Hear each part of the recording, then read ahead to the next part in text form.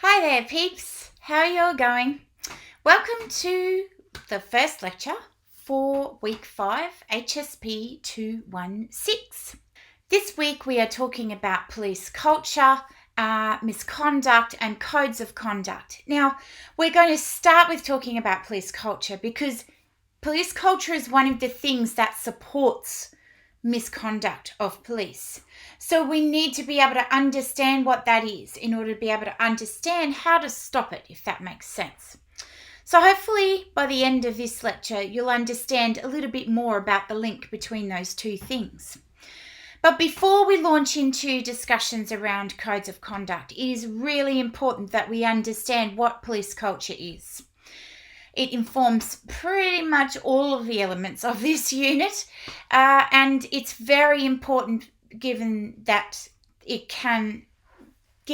police conduct can actually perpetuate police corruption and misconduct in different forms. Cop culture is sort of crucial to police conduct in a few different ways. We need to have an understanding of how police officers see the social world and their role in it. Cop culture is crucial to this. And we need to understand how police culture works in order to look at what they do and their broad political function in the community. So the concept seeks to bridge what officers say and do in one context, usually the privacy of the police station or the police car, with what they do elsewhere, most notably in encounters with members of the public, for instance. And there can often be a contradiction between these two things. So why do we focus on police culture then? Because the effect is worse if the culture also incorporates a code which provides for a different approach of the enforcement of the law in relation to police officers and insists that in conflict with the law and the code prevails. So the law might be there telling us what to do, what police officers have to do, but then cop culture over here is going, no, I don't have any respect for those people. I don't think I'm going to enforce the law in that way. So they can be really powerful concepts and they can inform one another in ways which are seriously detrimental to a lot of people who are vulnerable and marginalised. So the practical exercise of police authority then, in adherence to such a code, effectively places police officers beyond the law because they are appealing to a sense of what they think they need to do that's influenced heavily by police culture. What is police culture then? Police culture is not something that I suppose is special to police organisations. Subcultures develop in any large organisation based on the interactions of their members. There's social desirability, bias, which we can see evidenced in this particular cartoon. All those in favour say aye, and they all say aye, and they're saying, say it ain't so, you've got to be kidding, perish the thought, heaven forbid. But none of them are speaking their true thoughts in this particular instance. That's what we call social desirability bias, sometimes called groupthink. A person overrides what they believe to be right in order to agree with those other people in their immediate group. People have actually done research on this, and we've found that people would rather avoid conflict than correct a mistake made by a colleague. And this is pretty important for us to think about in terms of how then police culture conflicts with different codes of conduct. So there's very much a need for a focus on police organisational culture.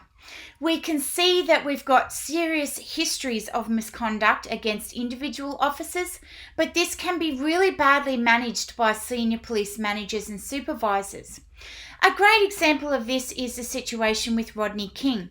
Although this example is quite dated, it does really demonstrate why we need to think about police culture. The Christopher Commission, which was a commission of inquiry conducted around the Los Angeles Police Department after the situation happened with Rodney King, found a whole bunch of really uncool stuff.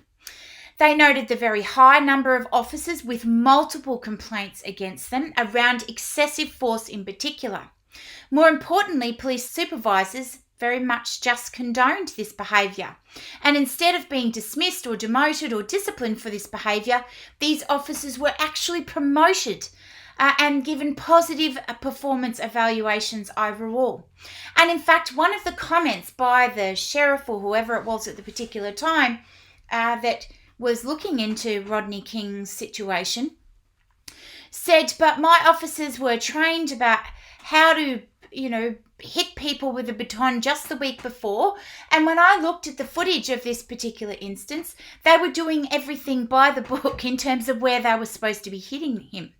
And the issue was, of course, not about where the police officers were hitting him, but the fact that he was getting repeatedly bludgeoned by a whole bunch of police officers for no apparent reason.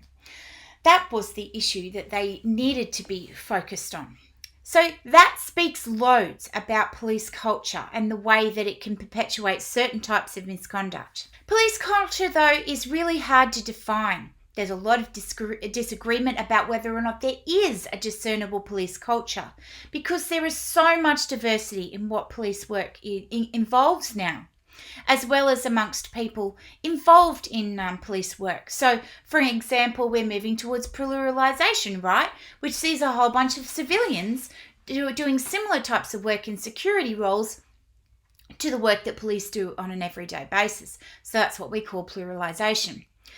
There's also certain behaviours, attitudes, characteristics, norms, accepted ways of working that police officers are encouraged to take on and be part of as part of that broader socialisation process when they're being trained as an officer at the academy. Police culture is also not monolithic. It varies from place to place.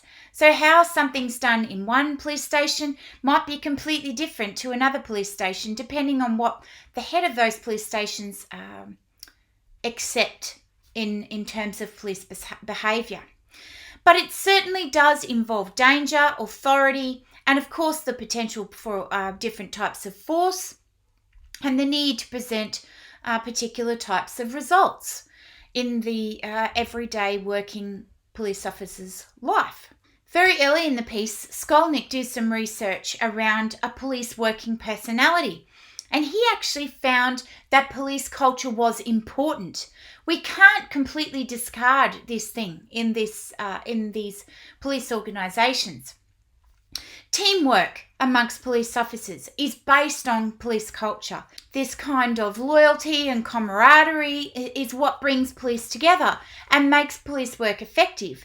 So we can't completely discount it, but it is important for us to nonetheless critically think about how it happens. Police culture is, according to Reiner, something that's developed as a pattern set of understandings that help officers cope with and adjust to the pressures and tensions confronting police. Successive generations are socialised into it, but not as passive or manipulated learners of didactic rules. Rather, it's a process of transmission that's mediated by stories, myths, jokes that explore models of good and bad police conduct. According to Goldstein, police culture is the taken for granted beliefs and values that are shared amongst police generally, but particularly the lower ranks who are most likely to encounter members of the public in conditions of low visibility. So it might be off in an alley somewhere where there's no CCTV and all of that sort of stuff, and they can get away with a bit more. It's widely regarded as having a malign influence upon criminal processing situations, being responsible for many of the routine injustices that are perpetrated against vulnerable people, but also for mobilising lower ranks to resist enlightened change. So it has a range of different types of impacts. Even though police culture is something, I suppose, that we could argue is subject to hot debate, it is evidenced somewhat in the research that we have to date. So some of the research that I do with gay and lesbian people, for example, and most importantly, gay and lesbian police officers and liaison officers, they do talk about this quite a bit. So one officer said, police is an institution that's based on men and macho-ness.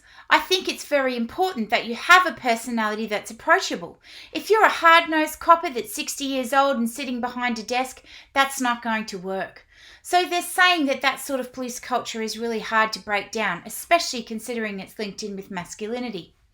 There's another quote here from another police officer. There was a high gay male interaction with police in a particular suburb, and I noticed that it was low reporting frequency of assaults and particularly domestic violence between gay males. So I would do a job in the position of a general duties officer, just responding to domestic violence calls, and there was evidence that a lot of males were uncomfortable talking to those big, burly, straight, macho coppers in those environments.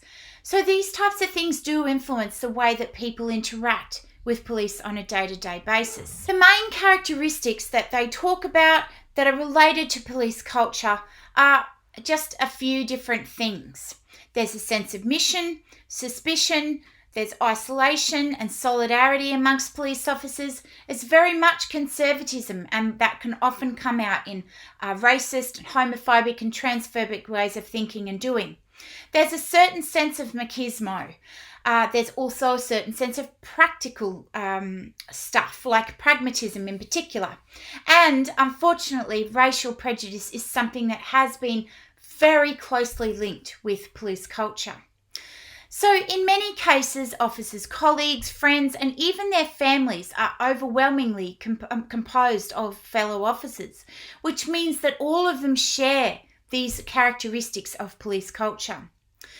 Westmoreland also says much of the everyday policing is said to be learnt from one another, from more experienced tutors, officers, through to simply watching or hearing how other officers are disciplined or humiliated and getting it wrong in terms of the ways that these things are unfolding in everyday policing contexts. These things really matter, and these characteristics are passed on intergenerationally, sometimes through many years of policing work. There is no doubt, though, that certain types of masculinities are privileged. It's hypermasculine bad guys that police are seeking to lock up, and policing work itself has a masculine ethos which combines with machismo. It's a toughness or brutality that come into it. Police organisations are paramilitary, and there is a large focus on being a warrior, even though, ironically enough, most of the time they're not doing that type of work and they're sitting behind their desks writing up reports. Child protection and community policing are thought of as soft, fluffy policing, and something that not a lot of officers really want a bar of.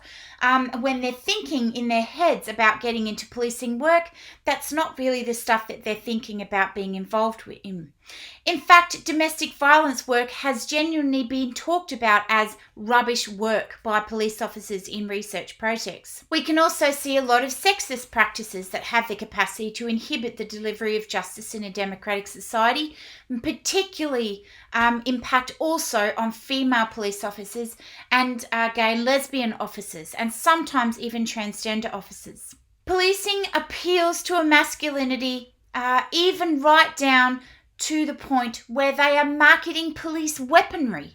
So even if it's non-lethals, they will use those different types of physical dominance and technical expertise to market different types of non-lethals to real men in policing. And that can also, of course, mean the women involved in these processes. So police culture is everywhere. It infiltrates every element of police work. Clearly, this is a subject of great debate, and there is research suggesting that it's there. There's some people that deny that it exists at all. But nonetheless, I hope it gives you some room to think about the importance of police culture and how it can influence what we are going to talk about next, which is misconduct and codes of conduct. And we'll talk about this a little bit more detail next week as well. But if anything, I hope that you're thinking about this stuff in a little bit more detail. That's it for now, and I'll talk to you all soon. See you later.